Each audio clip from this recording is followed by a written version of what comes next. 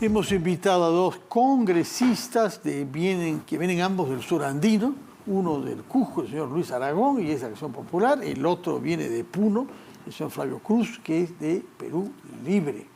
Y no quisiera comenzar con política, sino con algo social y cultural, porque Puno nos importa a todos.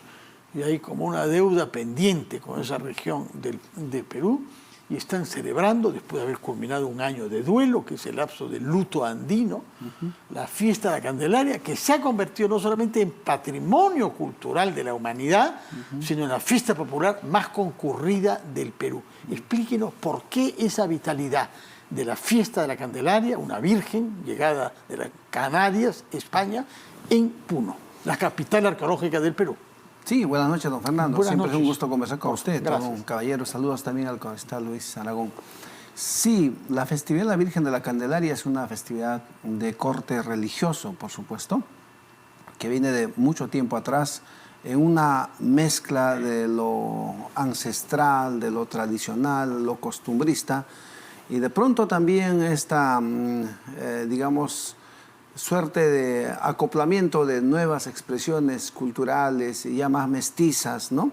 De tal forma que desde el año 2014, que fue declarado Patrimonio Cultural Inmaterial de la Humanidad, esta festividad por la UNESCO, la verdad que ha trascendido mucho más en su contenido, su significado, su desarrollo, su volumen, digamos, ¿no? Y su atractivo, y por ejemplo, la concurrencia turística, ya prácticamente no es una fiesta nuestra, los puneños, es una fiesta peruana, internacionalizada, porque algunos de los grupos ya tienen bloques que vienen desde Europa, por ejemplo. Entonces ya con eso ya trascendimos mucho más. Y que hay asociaciones de la Candelaria puneña que se han ido implantando en el extranjero.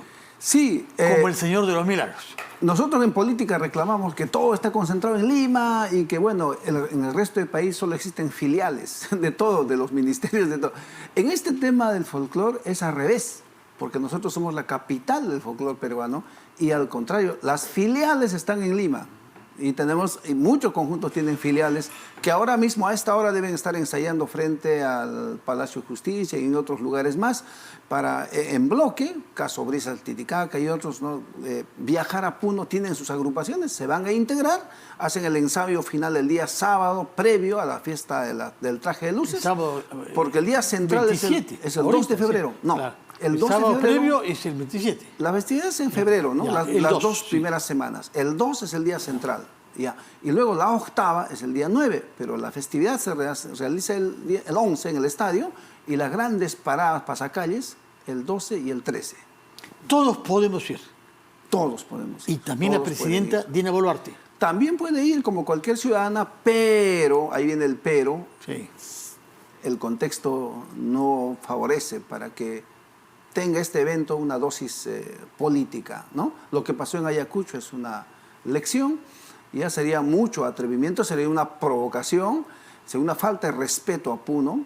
Por lo tanto, yo creo que no debe ni siquiera pensarlo, sería un acto irresponsable, hasta irracional, ¿no? O hay algún gesto o actitud que ella pudiera tomar para, al revés, lanzar una iniciativa que permita una reconciliación entre quien ocupa la jefatura del Estado, nos guste o no, y una región entera de nuestro país. La conciliación con Puno, porque Puno es el Perú, ella dijo que en un momento que no lo era, tiene que pasar por el tema de desarrollo. Y el tema de desarrollo es atender las grandes demandas en servicios básicos, sectores como vivienda, como salud, como educación, como agro, tiene que pasar por ahí. ¿Se está haciendo algo? No, se habló mucho de agua en Juliaca, por ejemplo. Algo, sí, eso de Juliaca fue como una suerte de engañamuchachos año tras año. Ahora mismo yo no confío del todo, pero en fin, ya se dio el convenio, va a ser gobierno a gobierno, el presupuesto fue subiendo cada vez más, la gente todavía tiene desconfianza, pero conforme se vayan concretando, pues ahí es una forma de recuperar la confianza. Espero que lo hagan. Hemos hablado sobre Puno, muchas gracias, con mucho provecho. Hemos pasado de lo social, incluso de lo religioso, a lo político y a lo económico. Permítame invitar a todo el país que vayamos a Puno a visitar esta festividad después de 3 años. y yo creo que ahora sí las puertas abiertas. Pero hay están. sitios, hay hoteles, hay albergues, el turismo está vigoroso. La vecindad se está preparando porque le tengo que confesar, sí que la capacidad hotelera en los últimos 5 años ha rebasado totalmente. Entonces la gente, sin embargo, puede irse para el lado de Juliaca, para el lado de Ilave, que son a 1 hora de viaje más o menos. Incluso hay... ¿Pero dónde es el baile? Uno va para el baile de la Puno, Candelaria. pero en realidad ¿Y cómo voy a hacer si voy a Juliaca? ¿Cómo voy a ir de Juliaca? La hotelería, porque en Puno ya no hay más espacio, entonces... Pero ambas ciudades están cerca, a 1 hora promedio Sí, yo sé, pero el día de la fiesta, y también hay pocos taxistas habrá y hay poco un transporte, espacio rural también, por la suerte de las penínsulas de Capachica y de Chucuito, con vista al lago, no le gustaría amanecer, ahí también una hotelería rural, la del turismo vivencial. Así que ahí las puertas están abiertas en Puno para la Candelaria. Todos vamos para Puno. Por esa invitación extensiva que ha hecho, si bien ha condicionado la presencia de la señora Boluarte, presidenta de la República, condicionado a que hay una propuesta seria de desarrollo para toda la región puneña. Lo entendí bien cuando dijo eso, ¿no? Sí, pero eso no puede ser un pretexto que en este momento para ir a visitar a Puno.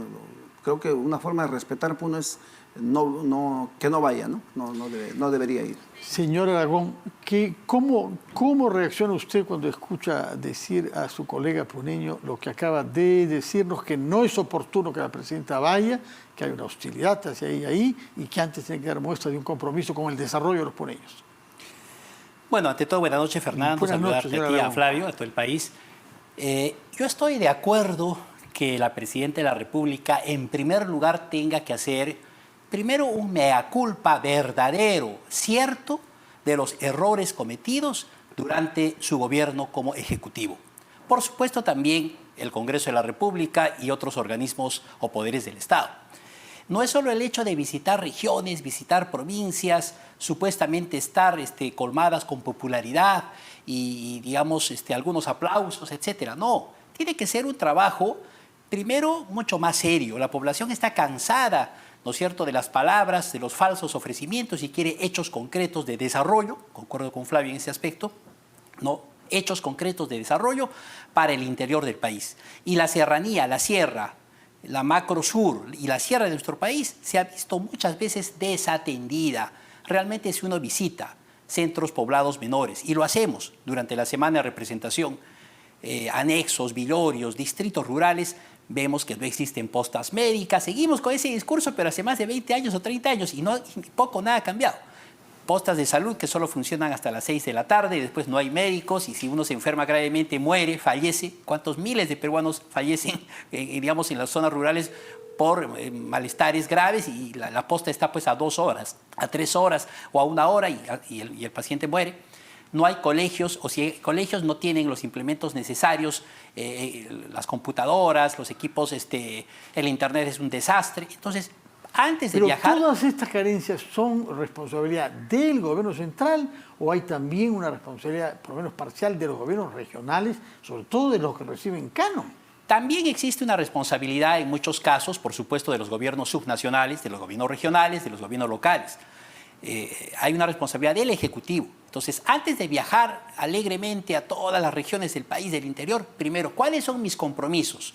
¿Cuáles son los proyectos emblemáticos de cada región, de Cusco, de Puno, de Apurímac, Madre de Dios, Ayacucho, etcétera, que tengo y que en plazos concretos ofrezco a la población? Una vez que exista, digamos, esos hechos cumplidos, recién creo que la presidenta podría de alguna manera viajar, asistir y tener algún tipo de contacto con la población. Pero ahora, antes de eso no. En Cusco hay un problema particular. Cusco es una región que se beneficia mucho del turismo, porque es la capital turística de Sudamérica, sin ninguna duda, y más de la mitad de quienes vienen a nuestro país quieren ir al Cusco y a Machu Picchu, comprensiblemente.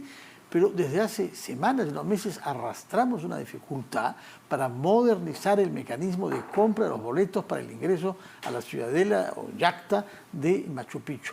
Y usted, por esa razón, está planteando que se interpele y eventualmente se censure a la ministra de Cultura. ¿Cuál es el reproche? Bueno, en primer lugar, no estamos en desacuerdo con la venta digital, la plataforma virtual de venta de boletos de acceso al Santuario Histórico de Machu Picchu. Estamos de acuerdo.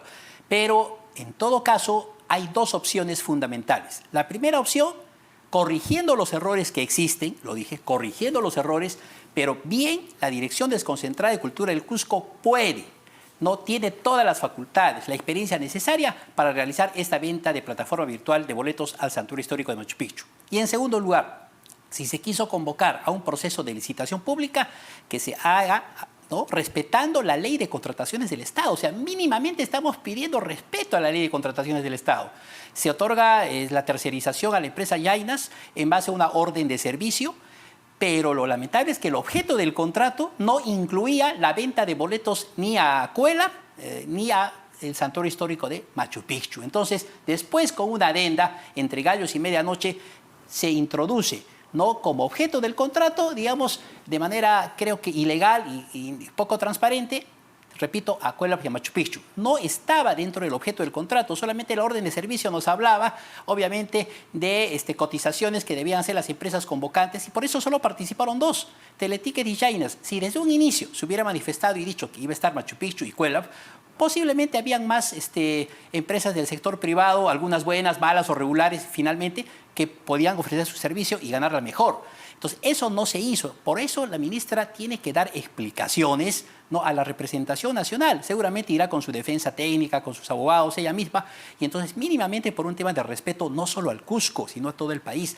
Todas las organizaciones sociales, o la mayoría, mi querido Fernando, el día de hoy, a las 4 de la tarde han salido todas, en el Cusco. No, una parte, ¿no? Bueno, hay fuerzas vivas importantes que han salido, no solo en Cusco, sino en Urubamba, en el distrito de Machu Picchu, Pueblo, tienen todo nuestro respaldo, y que la ministra venga, con todo respeto, a brindar sus explicaciones al país, a la representación parlamentaria.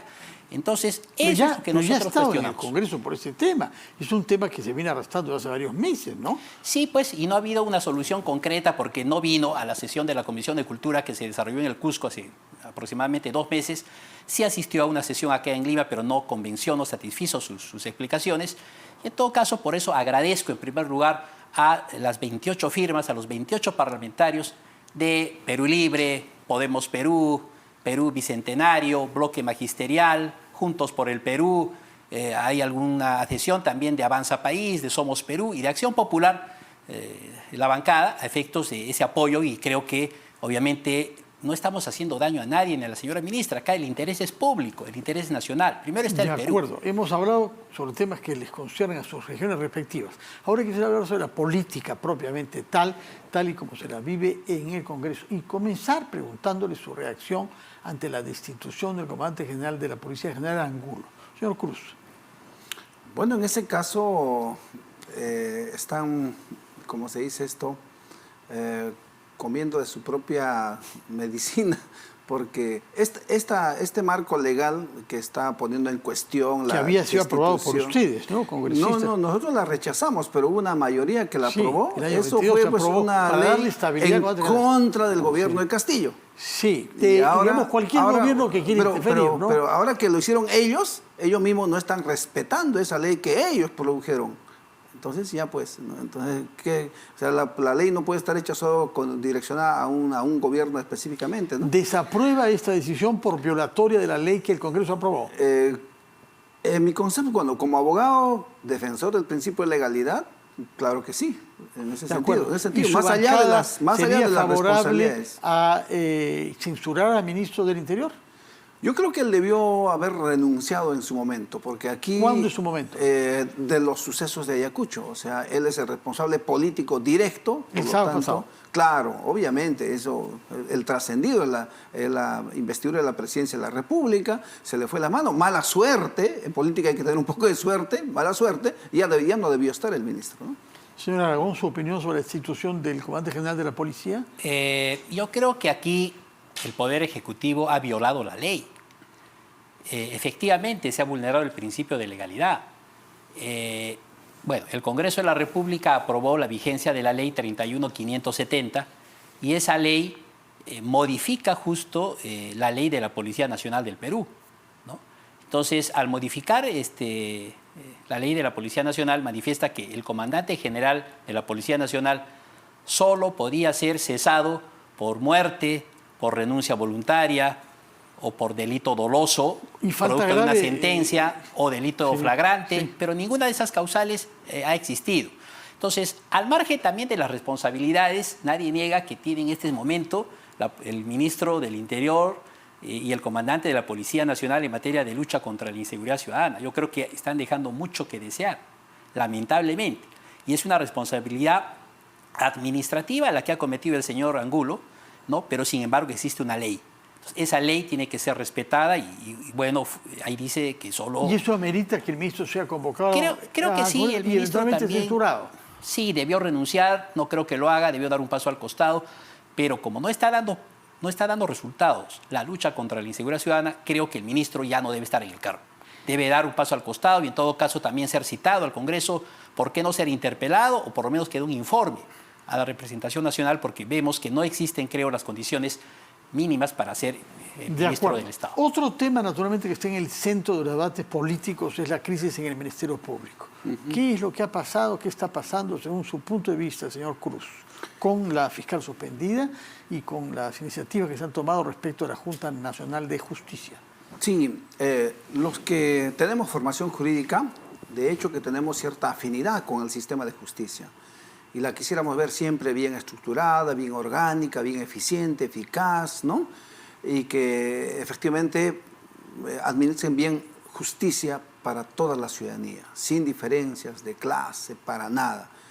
Pero cuando vemos estos escenarios, estos escándalos, porque a ese nivel han llegado, también lamentamos y nos genera cierta nostalgia, tristeza, porque ahí en medio de este sistema de justicia tenemos, por ejemplo, muchos colegas, abogados, amigos, ¿no?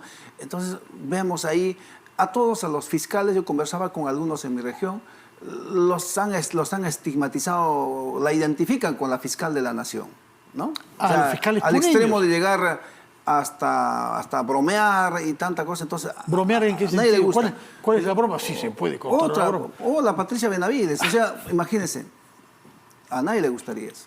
Y se sienten muy incómodas. No se sienten representadas, digamos, por la fiscal suspendida, ¿no? No sé si el de ahora tampoco está dando mucho, no está pegando demasiado. Señor Villena, pero en fin, no está trascendiendo. Es un interino que ha tomado decisiones funcionales, sí, pero todavía sí. no... Entonces es una crisis muy grave, ¿no? Y a la gente pues ve que no hay justicia. Mira, si entre ellos está pasando esto, ¿cómo podemos confiar? Total Señor Aragón, desconfianza. ¿su ¿no? punto de vista sobre esta situación en torno a la ex fiscal de la Nación? Sí, es lamentable la situación que atraviesa el Ministerio Público. En realidad es fundamental que trabajen pues, los señores fiscales con eficiencia. Es un organismo constitucional autónomo y ojalá que esta entidad creada como defensora de la legalidad pues está llamada a mejores destinos y así sea.